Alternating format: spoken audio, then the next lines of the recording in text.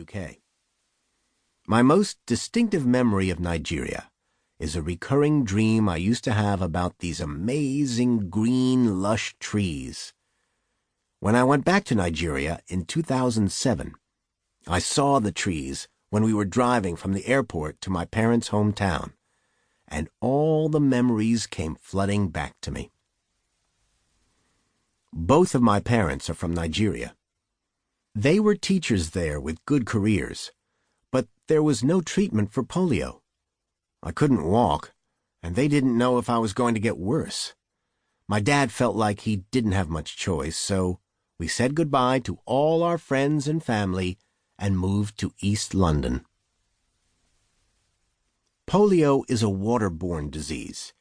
You get it from polluted water, and it affects a certain area of your spinal cord, which stops you from sending messages and growing muscles in certain parts of your body. I've got feeling in my legs, but no movement.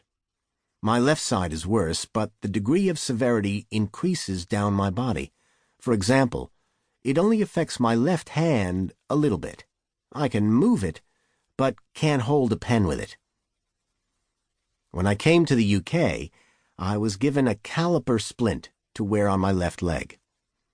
This consisted of iron rods strapped to my leg, and which went into a big hospital medical boot.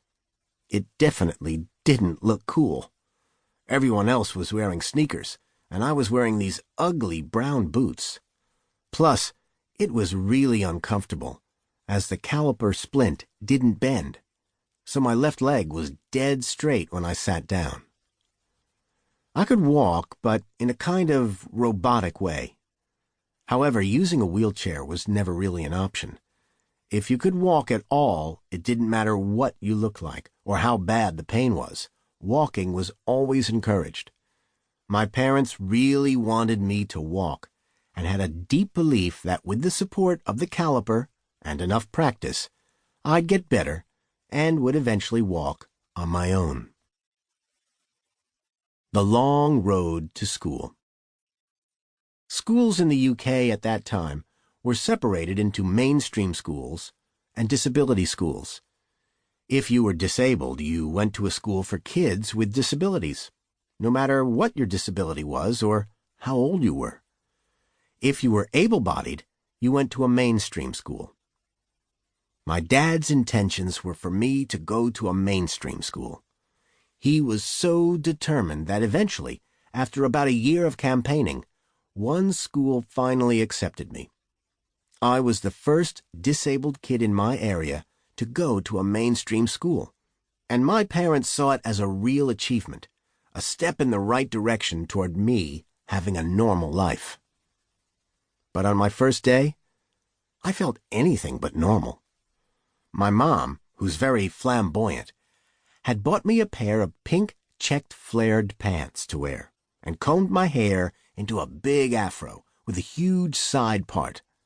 When I arrived, I saw a group of kids playing soccer in the playground, but they wouldn't let me join in. I guess I was just too different. Not only was I one of the few black kids in the school, but I was also disabled. I walked differently.